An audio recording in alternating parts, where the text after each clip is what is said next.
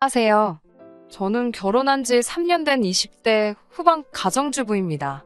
아직 아이는 없습니다. 저희 부부는 대학교에서 만나 줄곧 친구로 지내다가 졸업 이후에 연애를 하기 시작해 2년 만에 결혼식을 올렸습니다. 부부 사이에는 크게 문제될 만한 일이 없는데 시댁 때문에 남편과 저 모두 스트레스를 받아 미칠 지경이네요. 저희 부부는 맞벌이를 하고 있고 각자 수입은 알아서 관리합니다. 남편은 중견기업에서 근무하는데 연봉은 4천이 좀 넘습니다.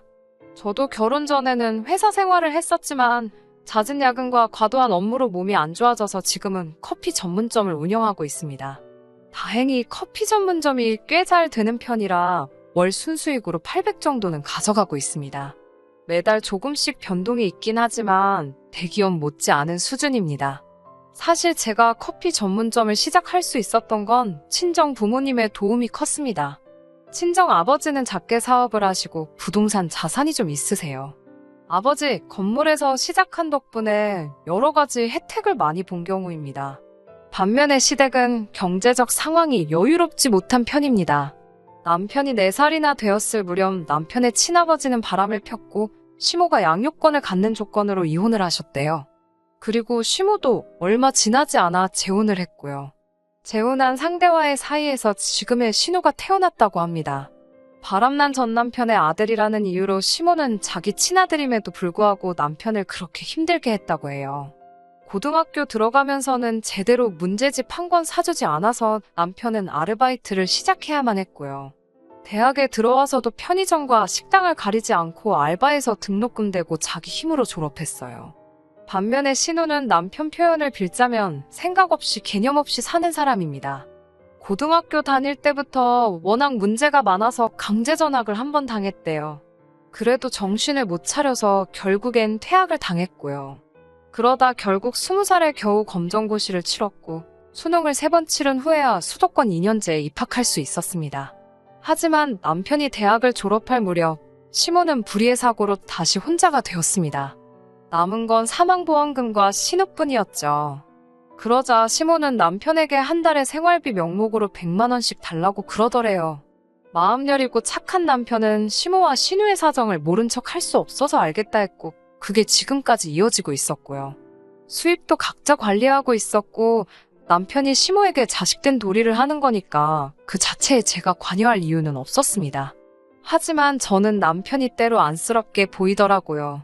가령 남편이 하루라도 생활비를 돈 줘야 할 때 안 주게 되면 득달같이 남편에게 전화를 해서 돈 떨어졌다는 소리를 하시며 사람을 쥐잡듯 잡으시거든요. 그런 모습을 보고 있으면 어떻게 이런 시모 밑에서 남편같이 성실하고 좋은 사람이 태어났을까 싶어요. 사실 결혼할 때도 잡음이 아예 없었던 것은 아닙니다. 일단 주택 문제가 쉽지 않더라고요. 지금 살고 있는 아파트는 35평으로 저희 친정부모님이 하나뿐인 딸 행복하게 살라고 지원해주신 집이에요. 반면에 저희 남편은 그 당시 모아둔 돈은 4천만 원 남짓이었고요. 주변 사람들은 남자는 응당 집을 해오고 여자는 혼수를 해야 한다지만 저는 그냥 형편되는 사람이 집을 하면 된다고 생각했어요. 그래서 제가 집을 했고 남편이 혼수를 했을 때도 기분이 나쁘거나 그런 건 없었습니다. 남편이 정말 힘들게 모은 돈인 걸 알았으니까 그 정도만으로도 충분했어요. 시모랑 신우는 경기도 외곽 빌라에서 둘이 살고 있었고 그 곳 전세 보증금은 1억이었는데 그런데 그 1억은 나중에 신우 결혼할 때 쓰실 거라고 저희한테 절대 넘보지 말라고 하시더군요. 남편도 저도 애시당초 그 돈에는 관심도 없었는데 말이죠. 하지만 제가 집을 해왔기 때문에 예단은 안 하는 걸로 생각했어요. 남편도 당연히 그렇게 생각했고요. 서로 주고받을 예물만 적당히 하자고 했고 당연히 꾸민비 같은 것도 안 받았죠. 그리고 이 모든 건 이미 상견례 때 서로 이야기가 된 부분이었습니다. 그런데 결혼식을 며칠 앞두고는 시모가 저희 친정엄마에게 연락해서는 주변에 보는 눈도 있고 자기 체면도 있으니 일단 형식적으로라도 예단을 해야 하지 않겠냐며 1,000만 원만 보내라고 하셨답니다. 거기다 신우 명품백도 하나 얹어서요.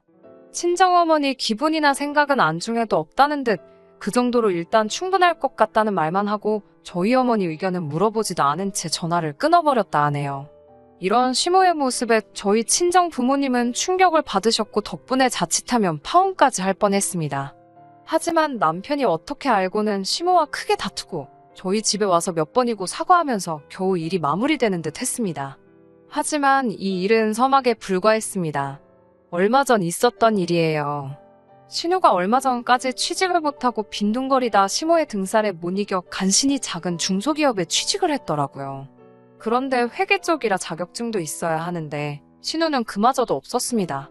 그렇다 보니 급여 상황이 열악하더라고요. 하지만 신우는 자기 능력은 모르고 3개월 수습기간을 채 채우지도 못하고 집에서도 너무 멀고 잔심부름만 시킨다면서 그만둬야겠다고 하더라고요. 다행히 시모가 옮길 때 옮기더라도 일단은 계속 다니라고 뜯어말려서 어거지로 다니고 있었죠. 그런데 지난주 토요일에 시모랑 신우가 같이 연락도 없이 저희 집에 왔습니다. 와서 저녁 먹고는 하는 말이 가관이더라고요. 살림을 합치자는 거예요.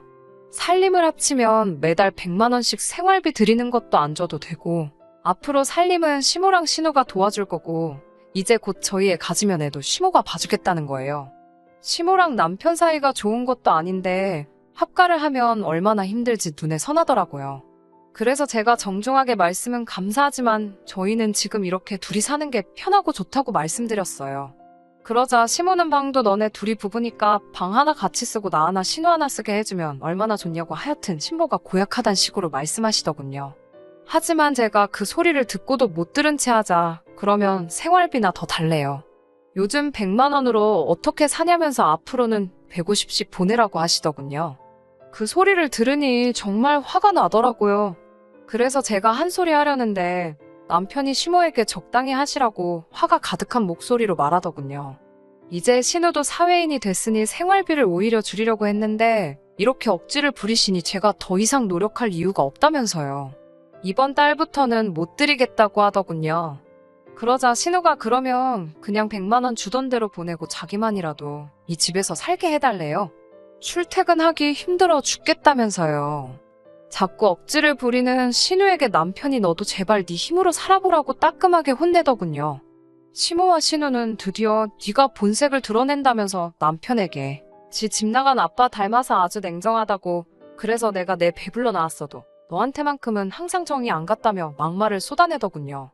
아내로서 남편이 그렇게 상처받는 걸 옆에서 지켜볼 수만은 없어서 저도 시모에게 달라들었어요. 내 남편한테 함부로 말하지 마시라고요. 조금이라도 어른 대접 받고 싶으시면 어른답게 말씀하시라고요. 그리고 신우한테도 너 함부로 떠들지 말라고 그 입 찢어버린다고 했어요. 그러자 시모가 어디 감히 내 딸한테 그따위로 말하냐면서 제 뺨을 때리더군요. 저도 맞고 가만히 있을 수 없어 신우 뺨을 올려 쳤습니다. 그리고 냅다 신우 긴 머리채를 손으로 휘감아 낚아챘어요. 그러자 신우가 사람 살려라고 소리소리를 지르더라고요. 그러자 시모가 저한테 욕짓거리를 하면서 달라들더군요. 제가 신우 머리를 더 강하게 잡아 올리자 신우가 시모에게 엄마 그냥 미안하다고 해. 빨리. 이러면서 난리가 났어요.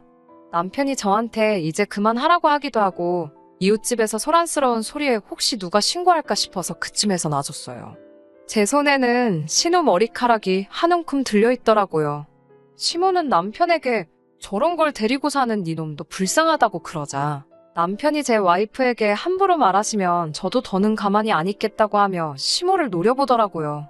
시모는 저희더러 미쳤다면서 뒷걸음질을 치며 도망을 갔고요. 그리고 그날 이후로 정말 생활비 지원이며 명절에 용돈 드리던 거 이거저거 해드리던 거 얄짤없이 전부 다 끊었습니다. 그러자 시모랑 신우에게 번갈아가며 전화가 오더라고요. 그렇지만 남편이 이번엔 정말로 독하게 마음을 먹었는지 받지 말라고 아무 대꾸도 하지 말라고 저에게 신신당부를 했어요. 오로지 우리 둘이 행복하게 사는 데만 집중하자고요. 나중에 전에 들은 이야기지만 신우는 결국 그 직장마저도 성실하게 다니지 못해서 입사 2달을 채 못 채우고 잘렸다고 해요.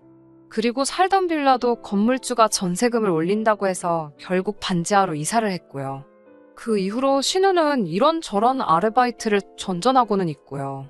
시모는 그 와중에 돈 얼마 벌어보겠다고 동네 아저씨들하고 지저분한 소문이 나서 얼굴도 못 들고 다닌다더군요.